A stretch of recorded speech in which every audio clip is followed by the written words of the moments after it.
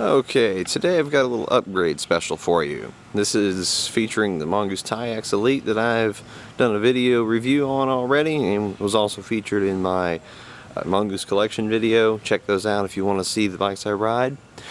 Wanted to show you a few parts that I've put on. It's already a bright early morning, but got a Sram X7 setup featuring the brand new 2012 Sram X7 rear derailleur. I am going to go to a 2x9 eventually. Right now it's still 3x9 because I want to keep that Sun Tour crank on for a while and test it out, because I've never had a Sun Tour crank. And this Sram X7 rear derailleur features a carbon fiber crank, or carbon fiber cage, and this is available now in also a 10-speed version. The difference you'll be able to tell is this version here, the 9-speed, it has a painted cage. It is carbon fiber, but it is painted. And the painted version kind of covers up the beauty of the natural carbon, but it gives SRAM a way to designate which is which. I've also upgraded the shifters. I am a twist shifter fan. This is the Sram X7 3x9 set, which once I switch my crank to a 2x9 at the end of this riding season, this shifter will still work, which is very easy. You just use your adjuster screws on your front derailleur to block off, over shifting past the 2 chain rings. Along with my X7 set that I've went with, you see WTB speed disc wheels, along with new WTB Motor Raptor front tire and Nano Raptor rear. The Motor Raptor front gives good grip and great steering control as well as braking control.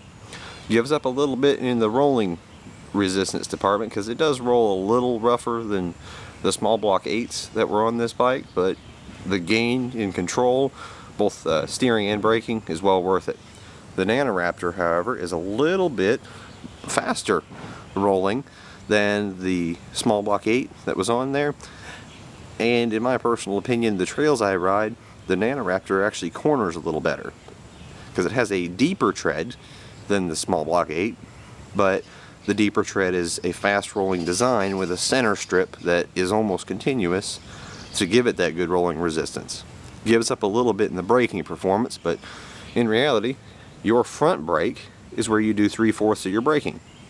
And I show you that because you'll see right here my new Originate Torque Light front disc rotor. Also have the rear disc rotor upgraded to that. These are only 85 grams, so they are super light. These are lighter than most of the titanium rotors on the market. And you'll also see here some titanium and alloy quick release. The lever is alloy, the titanium is in the axle itself. The speed disc wheels are upgrade, saves weight, and these are a midline wheel, so a little bit more performance and reliability as well. On top of that, I've already switched out my saddle to the Pure V. The Pure V saddle right here is, in my personal opinion, the best saddle that money can buy. They have different levels. You want to save weight, just go to a titanium rail version.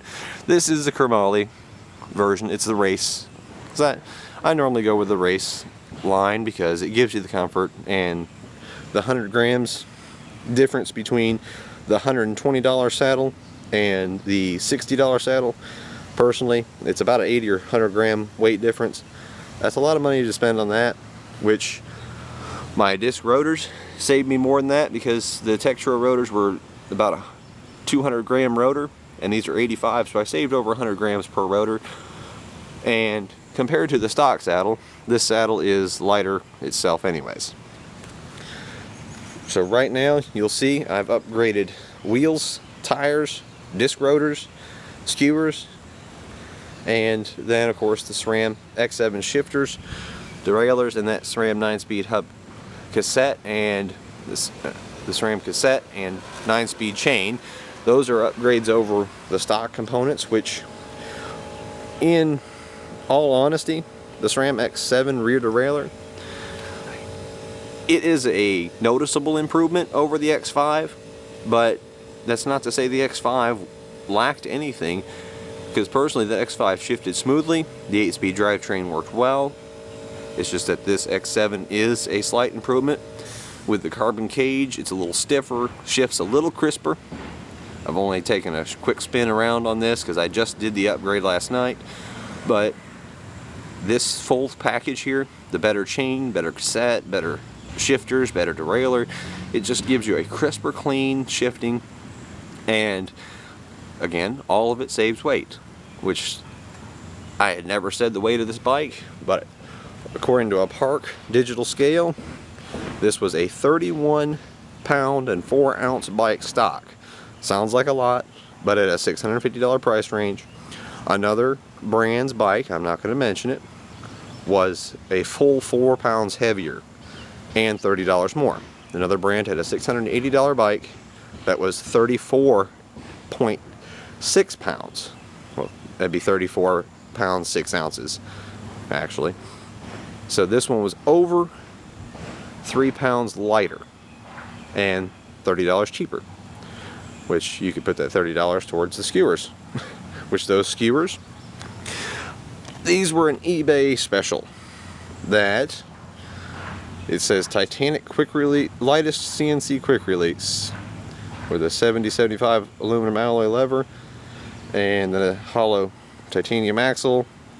This did not say the weight according to them, but by my own use of that Park scale, these were under 40 grams a piece compared to almost 100 grams for the stock skewers. So again, good weight savings. And I'll have to tell you, if you're going to save weight, you see the skewers, the rotors, the wheels, the tires, this is the most important part of the bike to save weight, because here you will feel the rotating weight a lot more than you would, let's say, if it had a heavy crank or a heavy frame, which the frame's light on these. The frame is actually about a 5 pound frame, so not a heavy frame. The fork, however, I looked up the specs, and most of that 31 pounds is right there. That is a 5.5 pound fork, and at a 4-inch travel fork, generally you look for about a 3 to 3.5 pound. And this thing is actually pushing closer to 6, because I do believe it was 5.7 pounds when I looked it up, and that's a pretty bulky fork. Now, that's my only knock against it, because this fork performs well. I've gotten in a few trail rides this past week and really got a test on it, and it functions well. Lacks a little bit of plushness, but makes up for it in its very controlled speed, and the adjustable compression works very well. The fork's broken in, so it's as plush as it's going to get, and what you can do is set it completely open for plushness, say at your low speeds on single track, so you get as much plushness as possible. When you get going at a higher speed, you can actually reach down and pretty easily click that, give you a few more clicks of compression, and that way it rides a little more evenly. And when I'm downhilling on this bike, if I see a technical downhill, I'll actually add some compression like that to keep the bike riding as high in the front as possible. Give up the plushness, because on downhills you're going to have more hard hits than little hits. So give up a little bit of plushness to keep the bike riding more level, because if you ride it full open, this fork does have a tendency to dive, meaning it will ride far down in its travel when you're downhilling. And with that tendency, if you get yourself in a bad position, having all your weight over the front, being front heavy, that puts you in a bad position in a technical situation, like say if you come upon a drop all of a sudden. So I tend to just reach down and quickly give a few clicks. Gives it a little more compression, has it ride a little bit higher, and it works well when I use it like that. Overall, these upgrades, I'm about halfway there on the bike. I'm going to leave the Sun Tour fork, the Sun Tour crank, and then the Sun Tour front derailleur on for some more time to give them a good thorough testing, because I've not had Sun Tour components. my next video, I will be upgrading the grips. Right now I have the Sram grips that come with the shifters on. The grips, handlebar, stem, seat post, and then getting rid of these Mongoose branded pedals. That'll be the next series of weight saving upgrades. And for now, I've upgraded the stock Tyax Elite with WTB wheel set, WTB tires, saddle, and went to a Sram X7 drivetrain along with some super light rotors and super light quick releases. Hope you enjoyed watching this update. Keep in tune this weekend. I'll have 2 more videos up, one on the Valiant and also a first video on my single speed. But next video on this will be 2 weeks from now on the cockpit upgrades. Just stay tuned, and this is Mongoose Jake showing you my upgrades on the Mongoose Tyax Elite.